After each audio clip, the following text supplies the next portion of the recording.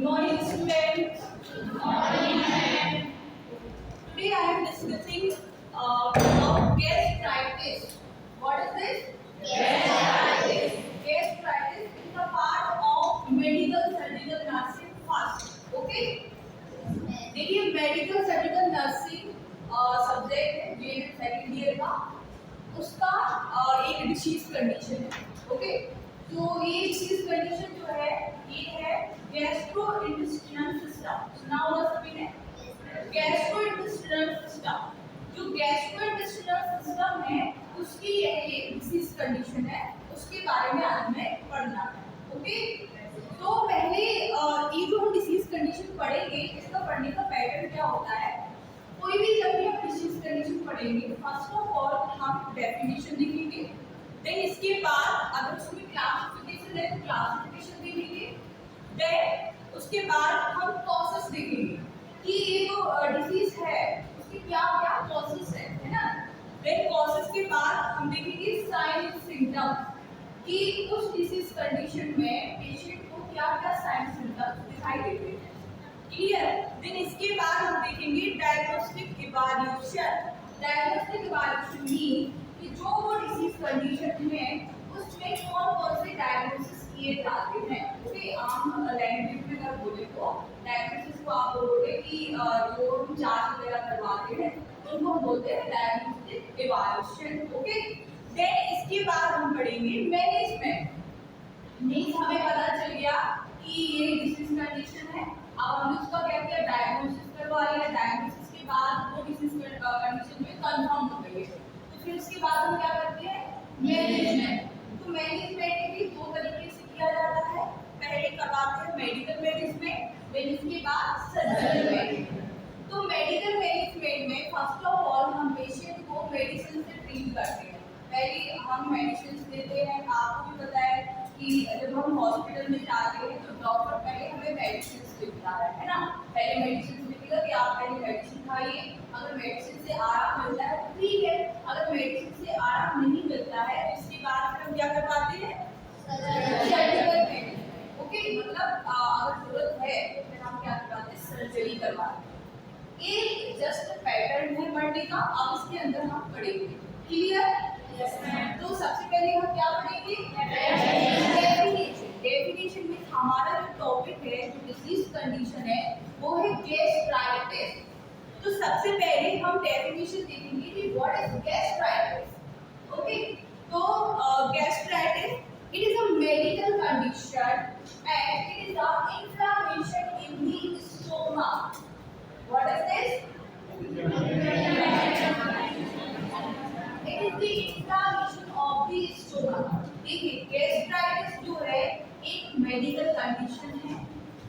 इसके अंदर क्या होता है कि जो स्टोमक है, स्टोमक सभी लोग जानते हैं कि जो स्टोमक है स्टोमक की लाइनिंग पर जो है इन्फेक्शन हो जाता है और इन्फ्लामेशन हो जाता है, उसको हम बोलते हैं गैस्ट्राइटिस.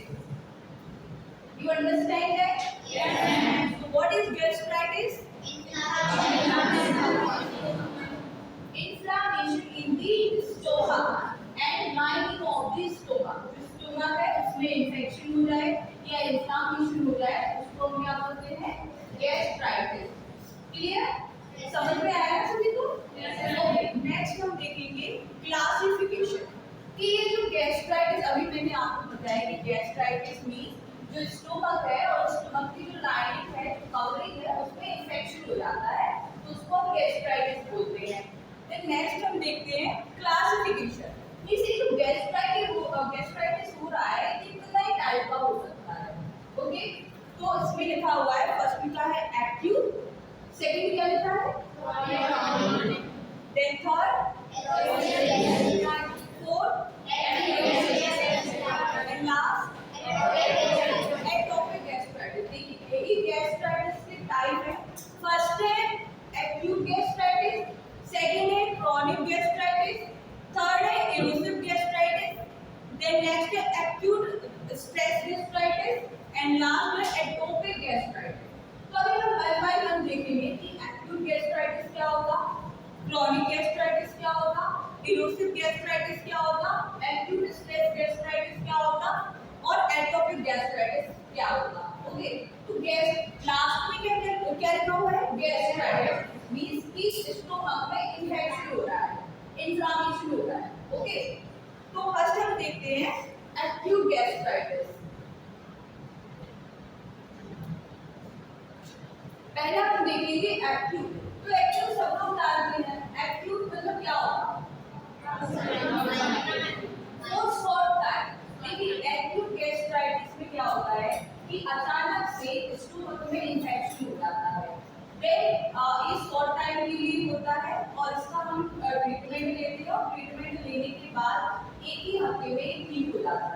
ये शॉर्ट टाइम के लिए होता है और शॉर्ट टाइम में ही ठीक हो जाता है, क्योर हो जाता है।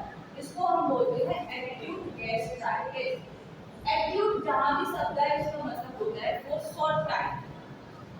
जो एक्यूट गैस्ट्राइटिस है इसमें जो है अचानक से गैस्ट्राइटिस हो जाता है, देन जल्दी में इसकी साइन सिम्टम्स दिखाई देने लगते हैं और अब जब ट्रीटमेंट के लिए जाते हैं तो डॉक्टर भी ट्रीटमेंट देता है और ट्रीटमेंट लेने के 1 हफ्ते बाद ही गैस्ट्राइटिस ठीक हो जाता है।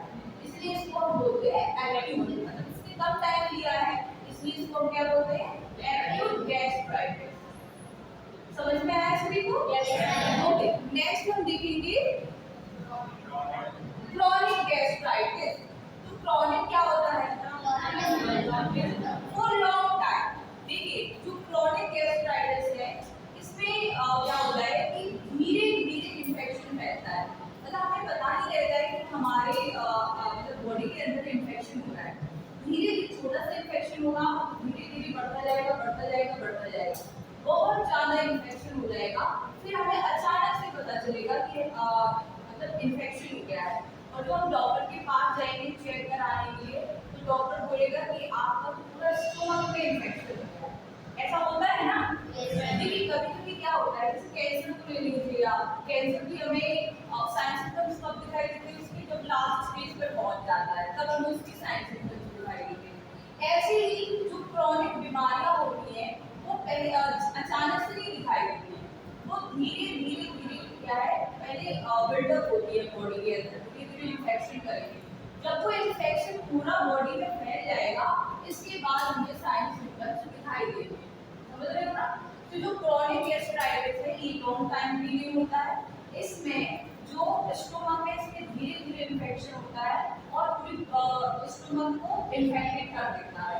तो इसका ट्रीटमेंट जो है बहुत लॉन्ग टाइम के लिए होता है और बहुत टाइम लग जाता है ठीक होने में।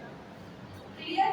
Yes ma'am. देन नेक्स्ट है इरोसिव गैस्ट्राइटिस। क्या है नेक्स्ट? अब इरोसिव का मतलब समझते हैं आप लोग? इरोसिव क्या होता है? यस, इरोसिव का मतलब ये होता है कि देखिए स्टोमक है, स्टोमक की लेयर्स होती है ना?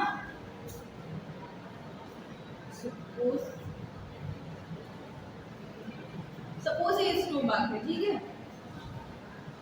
स्टोमक में लेयर होती है, आउटर कवरिंग होती है ना? तो इरोसिव का मतलब क्या होता है? इरोसिव का मतलब होता है कि ये जो लेयर है इनमें इरोशन हो जाना, मतलब एक टाइप का ब्रेक डाउन हो जाना। जो भी वो लेयर है, लेयर के लिए हम सेल होगी तो उनका सेल का डैमेज हो जाना या इरोसिव हो जाना। ठीक है, इरोसिव मतलब एक टाइप का इरेज हो जाना, है ना? समझ में आ रहा है कि नहीं आ रहा है? तो इरोसिव गैस्ट्राइटिस होता क्या है इसको समझिए। देखो स्टोमक है, स्टोमक में एसिड सिक्रीट होता है, सभी को पता है एसिड हाइड्रोक्लोरिक अम्ल। तो कभी-कभी जो एसिड है वो जो है बहुत ज्यादा सिक्रीट हो जाता है। तो ज्यादा सिक्रीट होने की वजह से यही एसिड क्या करता है कि स्टोमक की जो लाइनिंग है इनको इरोसिव कर देता है ना, डैमेज कर देता है। तो जिसकी वजह से यहाँ पर फिर धीरे धीरे इन्फेक्शन होने लगता है जिसको हम बोलते हैं इरोसिव गैस्ट्राइटिस। समझ में आया? तो इरोसिव गैस्ट्राइटिस का एक कंडीशन है, इसमें क्या होता है कि जब भी स्टोमक जो है जरूरत से ज्यादा एसिड सिक्रीट करता है तो ये एसिड जो है जो स्टोमक की लाइनिंग है इनको अफेक्ट करता है, इरोसिव कर देता है और इरोसिव होने की वजह से वहाँ पर धीरे धीरे इन्फेक्शन होने लगता है जिसकी वजह से गैस्ट्राइटिस हो जाता है, जिसको बोलते हैं erosive gastritis. Okay, next is acute stress gastritis. क्या लिखा है नेक्स्ट? Acute stress gastritis. देखिए नाम से ही समझ में आ रहा है क्या लिखा है? स्ट्रेस लिखा हुआ है। एक्यूट स्ट्रेस गैस्ट्राइटिस ये क्या होता है? मतलब इसमें आपको ये समझ में आ रहा है कि ये गैस्ट्राइटिस हो रहा है स्ट्रेस की वजह से हो रहा है। अब ये होता क्या है? जो कुछ पेशेंट जो है जो लॉन्ग टाइम के लिए हॉस्पिटल में एडमिट रहते हैं, जैसे कोई पेशेंट जो है आईसीयू में, सीसीयू में 1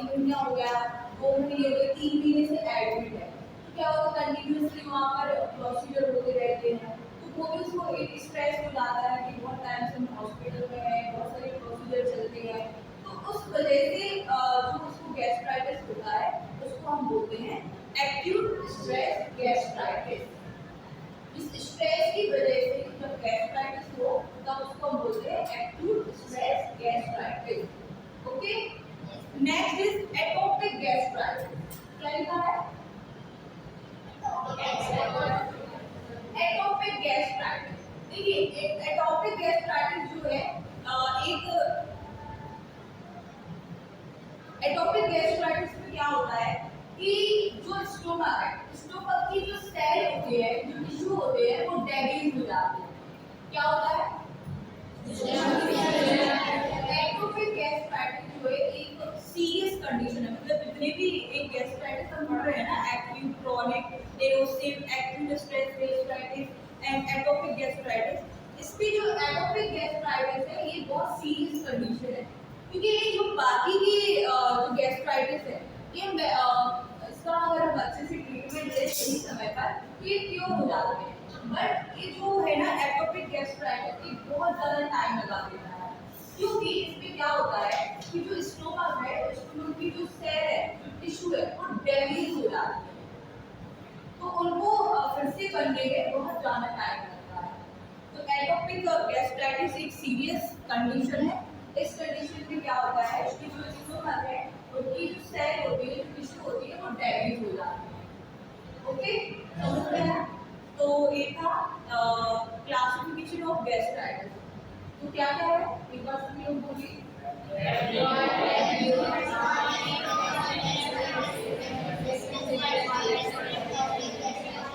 Acute for short time, chronic for long time, erosive gastritis due to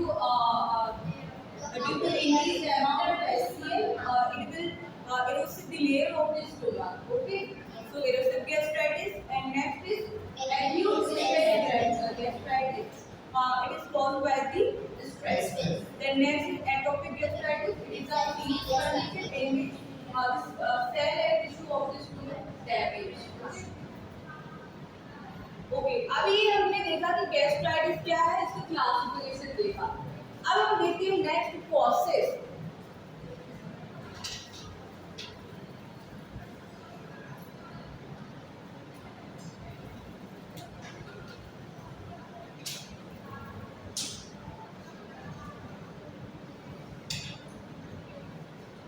next we can see about causes. Causes समझते हैं ना सब लोग? क्या होता है causes?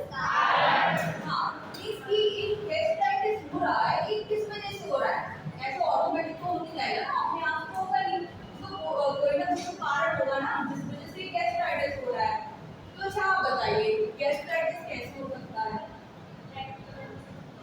Yes, very first is bacterial infection.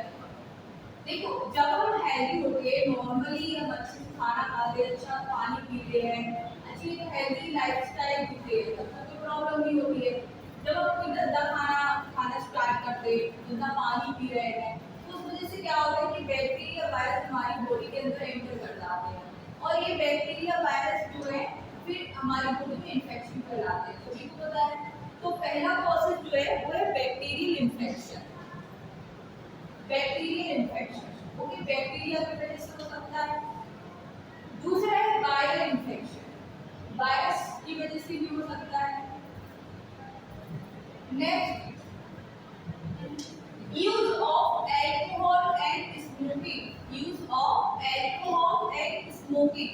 देखिए कोई पर्सन जो है कंटिन्यूसली एल्कोहल यूज कर रहा है, स्मोकिंग यूज कर रहा है, तो एल्कोहल अगर आप कंटिन्यू ले रहे हो, स्मोकिंग आप यूज कर रहे हो बार बार, तो वो क्या है अंदर जाके आपके स्टमक को इन्फेक्ट कर देता है।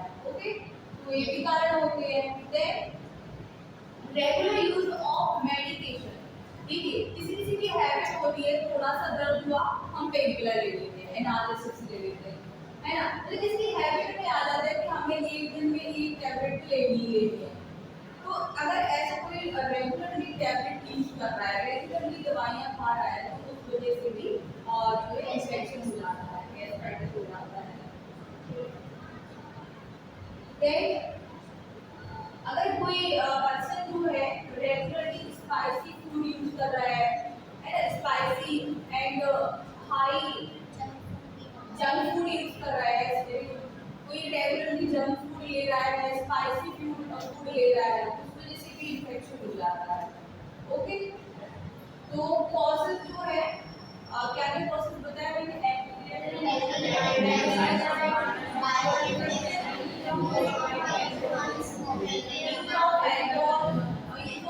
स्मोकिंग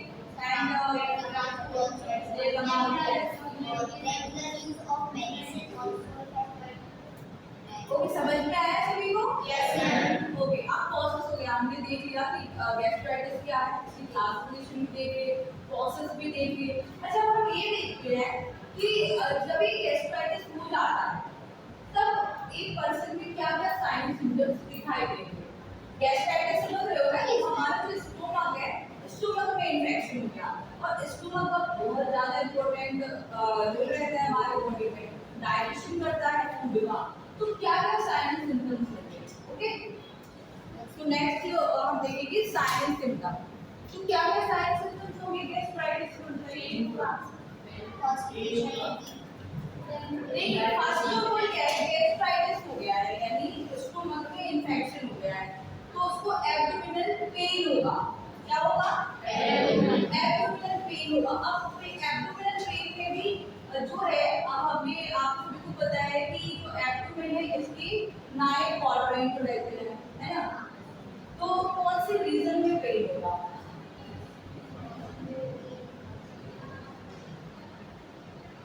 इसमें पेन होगा एपिगैस्ट्रिक रीजन। कौन सी रीजन में पेन होगा? We are very well know there are 9 quadrant of abdomen, है ना? सेंटर में क्या रहता है? Umbilical. Okay, this is epigastric region, this is hypogastric region. Okay, this is right, this is right hypochondriac region, hypochondriac region. और ये क्या हो जाएगा? Hypochondriac reason. देन ये क्या हो जाएगा? राइट लंबार रीजन, देन ये लेफ्ट लंबार रीजन, और ये राइट इलियाक रीजन और लेफ्ट इलियाक रीजन। तो इस जो गैस्ट्राइटिस है, गैस्ट्राइटिस की कंडीशन में पर्सन को पेशेंट जो है, पेशेंट को पेन जो है वो एपिगैस्ट्रिक रीजन में होगा। कहाँ होगा? जो अम्बिलिकल है, अम्बिलिकल के ऊपर वाला जो रीजन होता है उसको हम एपिगैस्ट्रिक रीजन बोलते हैं। तो गैस्ट्राइटिस की कंडीशन में पेशेंट को एपिगैस्ट्रिक रीजन में पेन होगा। ओके, तो पहले सब लोग लिखेंगे pain in the epigastric region. Okay, अब नेक्स्ट साइन सिम्टम्स देखते हैं। पेन हो गया, फिर और क्या होगा?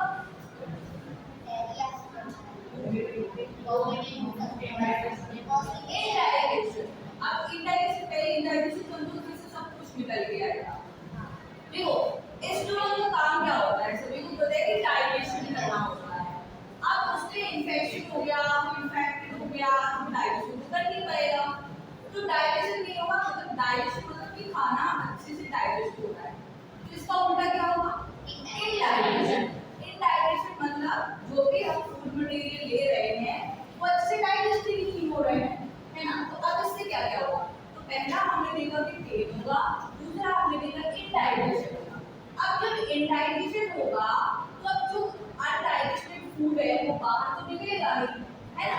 तो क्या होगा? वोमिटिंग होगा, वोमिटिंग से भी बाहर निकलेगा। अब वोमिटिंग से अगर कुछ नहीं निकल पा रहा है तो मोशन से निकलेगा, इसको क्या बोलेंगे? डायरिया। तो पेन होगा, इनडाइजेशन होगा, फिर वोमिटिंग होगा और डायरिया होगा। होगा कि नहीं होगा? अब अच्छा बताओ, एक पेशेंट को कंटिन्यूअसली वोमिटिंग हो रहा है, डायरिया हो रहा है, इस वजह से क्या होगा? वीकनेस होगी। वेरी गुड, वीकनेस होगी। वीकनेस होगी तो फिर क्या होगा? फैटिग होगा। देखो, हमारे लिए जो वीकनेस आएगी तो फैटिग होगा कि नहीं होगा? अब हम कंटिन्यू, अब और क्या क्या होगा? देखो, हमारी वोमिटिंग हो रही है, तो वोमिटिंग होगी तो क्या भूख लगेगी हमारी? नहीं लगेगी।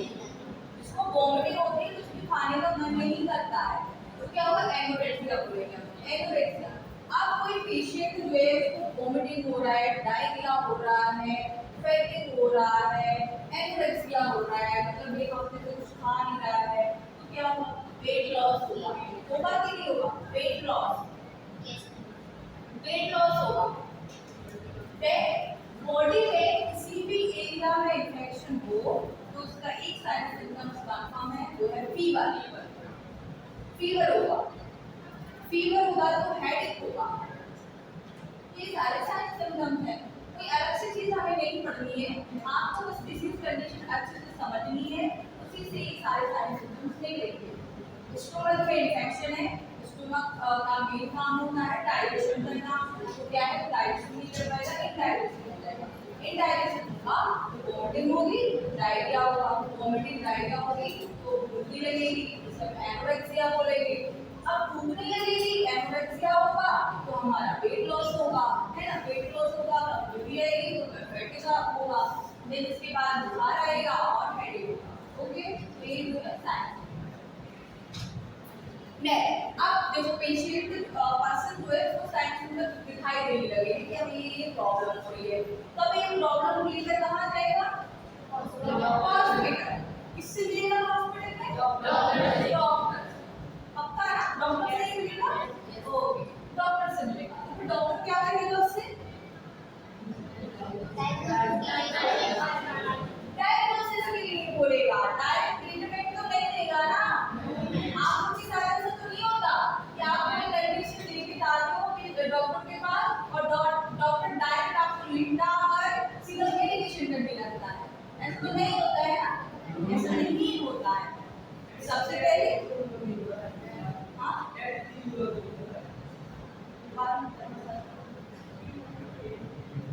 तो क्या बोल रहे थे? हाँ, पहले जब भी हम हॉस्पिटल में जाएंगे, डॉक्टर से मिलेंगे, तो डॉक्टर हमारे लिए डायग्नोसिस के लिए पूछेगा। तो डायग्नोसिस में भी स्टेप होते हैं। सबसे पहले डॉक्टर क्या पूछेगा? पहले हिस्ट्री कलेक्शन लेगा, लेगा कि नहीं लेगा? पहले पूछेगा आपका नाम क्या है, एज क्या है, आपने कल रात में क्या खाया था, आप क्या अल्कोहल यूज करते हैं, स्मोकिंग यूज करते हैं, एक सब कुछ जानकारी लेना जरूरी है कि नहीं है? पता चले कि अल्कोहल की वजह से ही ये प्रॉब्लम हो रही है ना। तो पहले डॉक्टर जो है पेशेंट से सारी हिस्ट्री लेगा। ओके, तो डॉक्टर ने भी हिस्ट्री कलेक्ट कर ली है। अब हिस्ट्री कलेक्ट करने के बाद क्या करेगा? फिजिकल एग्जामिनेशन करेगा। फिजिकल एग्जामिनेशन में पेशेंट सबसे पहले इंस्पेक्शन करेगा। इंस्पेक्शन मतलब पहले देखेगा पेशेंट को कि देखने से क्या समझ में आएगा? फेशियल एक्सप्रेशन, उसको बहुत दर्द हो रहा है तो फेशियल एक्सप्रेशन से समझ में आएगा कि दर्द हो रहा है। देन वीकनेस समझ में आएगी, बहुत वीक हो गया है ना। देन इसके बाद हम पैल्पेशन करेंगे, टच करके देखेंगे स्टोमक वाली एरिया में कि कोई सूजन वगैरह तो नहीं है, कोई सारी अब गैस्ट्राइटिस की कंडीशन होगी तो क्या है, स्टोमक में थोड़ी स्वेलिंग आ जाएगी, तो हम टच करके देखेंगे। क्लियर? देन इसके बाद हम क्या करवाएंगे? ये जो नॉर्मल हम डायग्नोसिस करते हैं, एग्जैक्ट डायग्नोसिस क्या क्या करवाते हैं? एग्जैक्ट डायग्नोसिस जो है वो है सीबीसी। सीबीसी करवाएंगे, डॉक्टर ये डिस्क्राइब करेगा सीबीसी के लिए। सीबीसी क्या होता है? कंप्लीट ब्लड का मतलब सीबीसी के लिए बोलेंगे हम ब्लड टेस्ट करवाएंगे। ब्लड टेस्ट में पता चल जाता है कि इनको इन्फेक्शन है बॉडी के अंदर, है ना, तो सीबीसी करवाएंगे। सीबीसी करवाने के बाद और क्या करवा सकते हैं हम? एक्सरे, एक्सरे करवा सकते हैं। देन अल्ट्रासोनोग्राफी करवा सकते हैं, यूएसजी। देखिए क्या क्या डायग्नोसिस करवाएगा पेशेंट, डॉक्टर क्या क्या डायग्नोसिस करवाएगा? सीबीसी प्रिस्क्राइब करेगा। सीबीसी जो है उसमें इन्फेक्शन की कंडीशन में जो डब्ल्यूबीसी होती है, डब्ल्यूबीसी और एक हाई टाइप का होता है डब्ल्यूबीसी, जिसमें न्यूट्रोफिल्स होता है, लिम्फोसाइट होता है, मोनोसाइट होता है, ये सब जो है ये बढ़ जाते हैं इन्फेक्शन की कंडीशन, तो सीबीसी करवाएंगे। देन एक्सरे और यूएसजी करवाएंगे। यूएसजी क्या होगा? अल्ट्रासोनोग्राफी। तो अल्ट्रासोनोग्राफी और एक्सरे से हमें एग्जैक्ट पता चल जाएगा कि स्टोमक में इन्फेक्शन है। क्लियर? तो अब डायग्नोसिस हो गया, रिपोर्ट भी आ गई, हमने देख लिया, कंफर्म हो गया कि इनको गैस्ट्राइटिस है। तो इसके आगे तो हम क्या करेंगे, मैनेजमेंट करेंगे। ओके,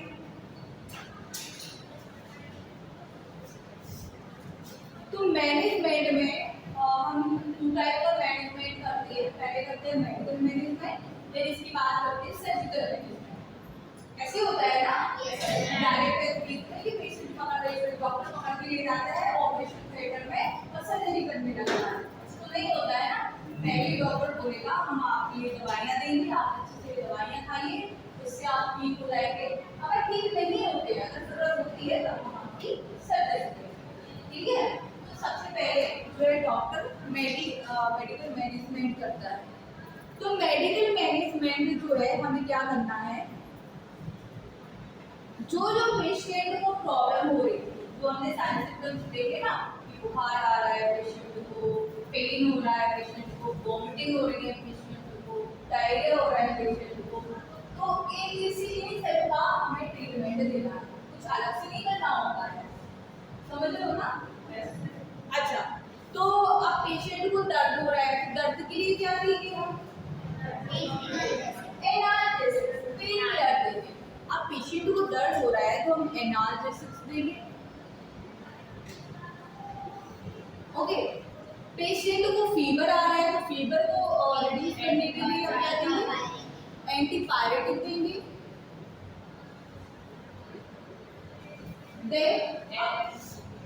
पेशेंट को वीकनेस है, बहुत ज्यादा वीकनेस है, तो हम आईवी फ्लूइड देंगे, आईवी फ्लूइड प्रोवाइड कराएंगे। देन और क्या दे सकते हैं, आप क्योंकि पेशेंट को ये सब वो किस वजह से रहा है, इन्फेक्शन की वजह से सब, तो इन्फेक्शन को क्रिएट करने के लिए क्या देंगे, एंटीबायोटिक। एंटीबायोटिक मेडिसिन देंगे। देन मोस्ट इम्पोर्टेंट जो मेडिसिन दी जाती है गैस्ट्राइटिस में वो है एंटासिड। क्या है, एंटासिड। तो मेन रीजन तो वही है ना कि स्टमक में थोड़ी बहुत प्रॉब्लम हुई तो स्टमक क्या करने लगता है, एसिड ज्यादा स्वीट करने लगता है। तो जब एसिड का अमाउंट ज्यादा हो जाता है ना स्टमक में, फिर ये सारी प्रॉब्लम हमें होती है, तो हम एंटासिड भी देंगे। ओके, तो मेडिकल ट्रीटमेंट में जो भी पेशेंट को प्रॉब्लम हो रही थी उसके अकॉर्डिंग हम ट्रीटमेंट करते हैं। पेशेंट को फीवर था तो हम एंटीबायोटिक देंगे, पेशेंट को दर्द हो रहा था तो हम एनाल्जेसिक्स देंगे, पेशेंट को इन्फेक्शन है तो एंटीबायोटिक देंगे, क्योंकि ज़्यादा एसिडिटी हो रहा है तो उसके लिए हम एंटासिड देंगे। ओके, ये सारा जो है मेडिकल ट्रीटमेंट दिया जाता है।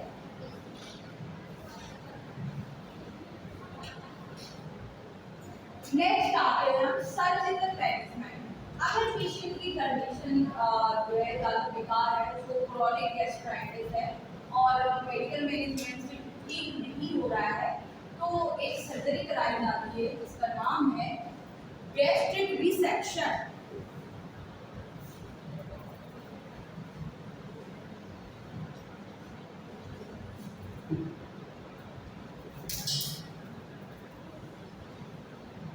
गैस्ट्रिक रिसेक्शन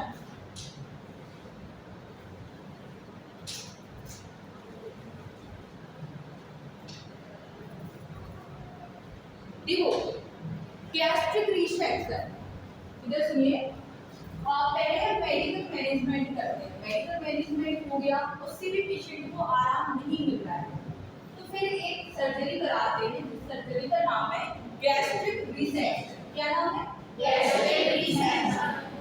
ये सर्जरी, इस सर्जरी में क्या करती है, जो स्टोमक का जो सबसे ज्यादा अफेक्टेड पार्ट है, स्टोमक के बहुत सारे पार्ट होते हैं।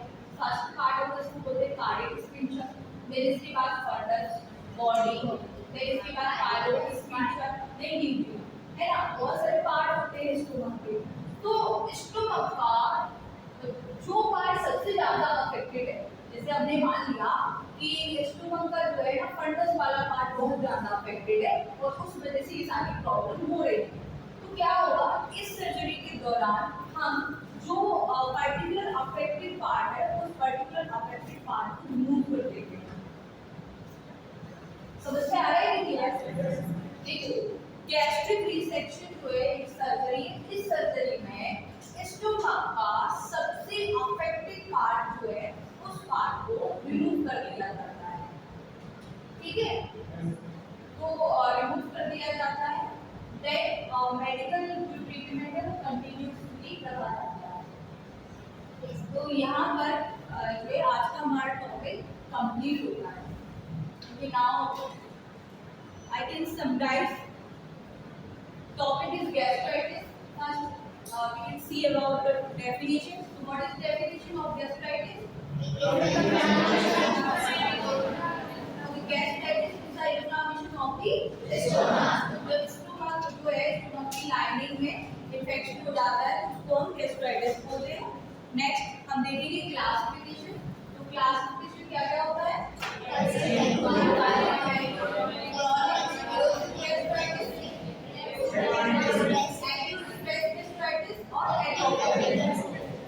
एक्यूट जो है गैस्ट्राइटिस शॉर्ट टाइम के लिए होता है, क्रॉनिक गैस्ट्राइटिस में लॉन्ग टाइम के लिए होता है, एरोसिव गैस्ट्राइटिस में जो स्टोमक की लाइनिंग होती है उनमें इरोशन हो जाता है, इस वजह से गैस्ट्राइटिस कहलाता है। देन एक्यूट स्ट्रेस गैस्ट्राइटिस, जब कोई पेशेंट लॉन्ग टाइम से हॉस्पिटल में एडमिट रहता है तो स्ट्रेस की वजह से जो है बॉडी में इंफेक्शन हो जाता है, उसको हम बोलते हैं acute stress gastritis. Then last हमने पढ़ा था एटोपिक गैस्ट्राइटिस, एक ही सीरीज कंडीशन है गैस्ट्राइटिस की। इसमें स्टोमक की जो सेल है, जो टिश्यूज है वो डैमेज हो जाते हैं और इसके रिकवर होने में बहुत ज्यादा टाइम लग जाता है, इसलिए बोलते हैं एटोपिक गैस्ट्राइटिस। ओके, नेक्स्ट हमने देखा कॉजेस, मींस क्या क्या कॉजेस है। तो bacterial infection, viral accident of medication, accident of alcohol, smoking and excessive use of spicy food. Okay. Then next हमने देखा diagnostic evaluation, साइंस एग्जाम। तो साइंस एग्जाम में क्या हुआ? तो एपिगैस्ट्रिक पेन होगा, फीवर होगा, वोमिटिंग होगा, यूरिनेशन होगा, वेट लॉस होगा, हेडेक होगा, फीवर होगा, एपिलेप्सी होगा। नेक्स्ट हमने देखा डायग्नोस्टिक इवैल्यूएशन। तो डायग्नोस्टिक इवैल्यूएशन में सबसे पहले पेशेंट हिस्ट्री कलेक्ट करेगा, फिर डॉक्टर हिस्ट्री कलेक्ट करेगा, फिर मेडिकल एग्जामिनेशन करेगा, सीबीसी प्रिस्क्राइब करेगा, एक्सरे और ओके। रिपोर्ट आने के बाद कंफर्म हो जाने के बाद जो डॉक्टर मैनेजमेंट करेगा या ट्रीटमेंट करेगा। तो जो ट्रीटमेंट टाइप से किया जाता है मेडिकल मैनेजमेंट और सर्जिकल मैनेजमेंट। तो मेडिकल मैनेजमेंट में जो है सबसे पहले जो भी पेशेंट को दिक्कत हो रही है, जो भी प्रॉब्लम हो रही है, उसके अकॉर्डिंग ट्रीटमेंट देते हैं। पेशेंट को बुखार आ रहा है तो एंटीबायोटिक देंगे, पेशेंट को दर्द हो रहा है तो एनाल्जेसिक देंगे, है ना, उसके अकॉर्डिंग हम ट्रीटमेंट करेंगे। Then last is surgical management.